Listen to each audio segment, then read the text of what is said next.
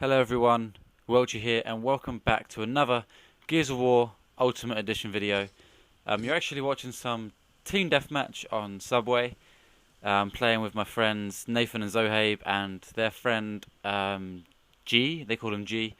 So yeah, this is Subway. How do I play Subway? Basically, as obviously I'm with teammates here, I know someone, I'm pretty sure one of my mates is going for the sniper, probably Zohaib. And I tend to rush the frags. No matter what side I'm on, I tend to rush the frags. Here, my mate hit them up anyway. But, yeah, no particular reason really. I just think they're pretty good on this map and pretty important to have. Personally, I don't like going for the sniper or boom shot, the torpedo or boom shot. I sometimes go for them, say if our team have organised who's going for what. But typically I go for the frags. But as I say in every video, power weapons are key. I think I might even get the top, but no, someone's already taken it. But I do pretty well in this match. This was probably in the first week the game was out, because I haven't played it. I haven't been able to play it as much as I'd like to since. Been ridiculously busy. But yeah, so I think this might have actually been G's first match on the game. My video's gone really slow for some reason. I don't know if that's just me watching it or the actual gameplay. I think it's just my laptop being a my laptop playing up, but hopefully that isn't the case. Hopefully you'll be able to watch it fine. So I'm going to stop watching it. But anyway, I know what happens. Basically, I did pretty well. There's not much else to say. Subway's a great map. One of the better maps on the game. It's key to have the sniper really. Sniper and the frags in my opinion. Boom shot's good, but I personally don't think the boom shot's very good on the game in general. It's still a power weapon, it's still important to have because it can down you quick. But I've noticed it doesn't really kill people very well. Obviously it can. But when I've used it, and Zoe's mentioned it as well, it seems to down people more than it kills them. So like on Gears of War 3, if you shot by someone's feet, the boom shot would kill them, the explosion would kill them. But it seems to be now that it would just down them. I can't remember how it used to be on Gears of War 1. My mum's ringing me, but she's gonna have to wait.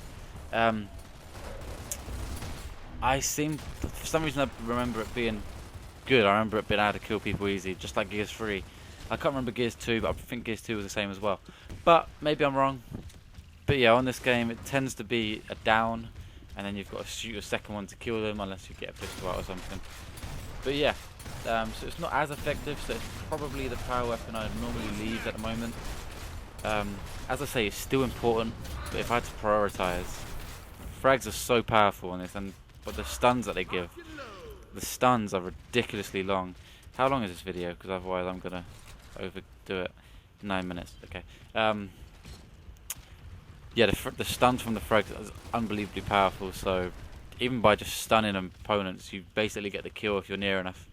So they are very useful. The torpedo is obviously good if you can use it well. I'm not the greatest with it, so I tend to. That's another reason why I tend to stick with the frags. Or getting another phone call from my mum. Hopefully you can't hear the ringtone because it's starting to bug me.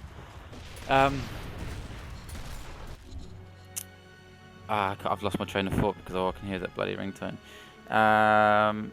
Yes, so I know my friend Zohaib is much better at a sniper than I am, so I tend to, if I'm playing with him, let him go that way. I'll take the frags.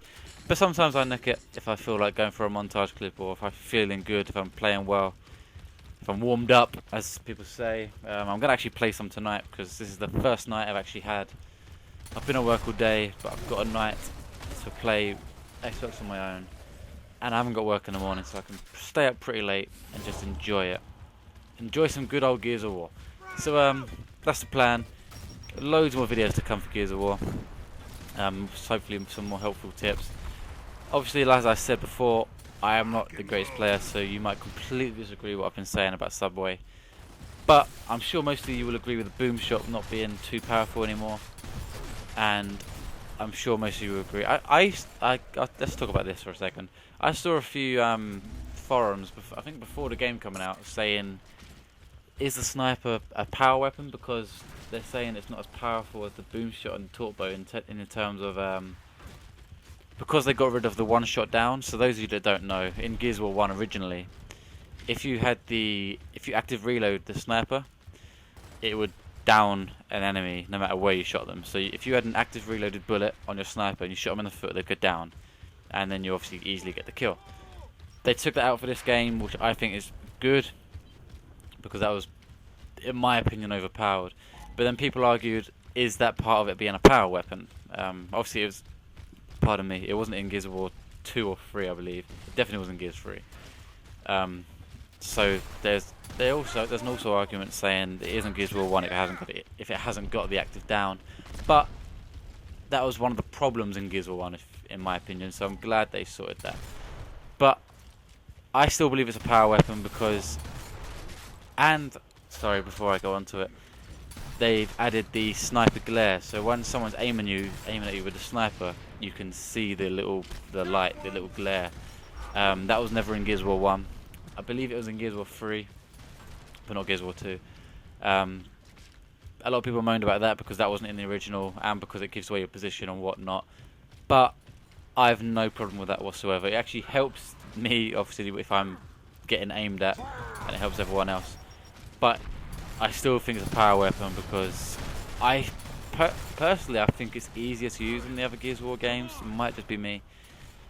But yeah, it's definitely a power weapon and one to have, because once you've got it, you do have an advantage. Your team has an advantage once you've got a sniper.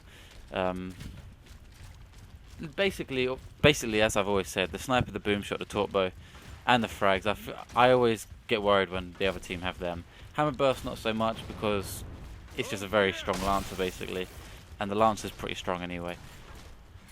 But what's the other one? And the Boltok, I'm not too worried about, but some people are good with it. But yeah, for Subway, I personally recommend obviously taking the sniper and the frags, if possible. If you've got a really good team and you can take all 4 of them, then go for it, because you will destroy the other team, no matter how good they are with their shotguns. So yeah, hopefully you've enjoyed this video, hopefully you've enjoyed these tips. Let me know what you think, let me know if you disagree, or if you've got a different way of playing Subway, because everyone's going to have their own way. There will be better ways out there than mine, but pretty much every map, the tactic is going to be rush a power weapon. That's just what Gears of War is, and I love it. Obviously it's very shotgun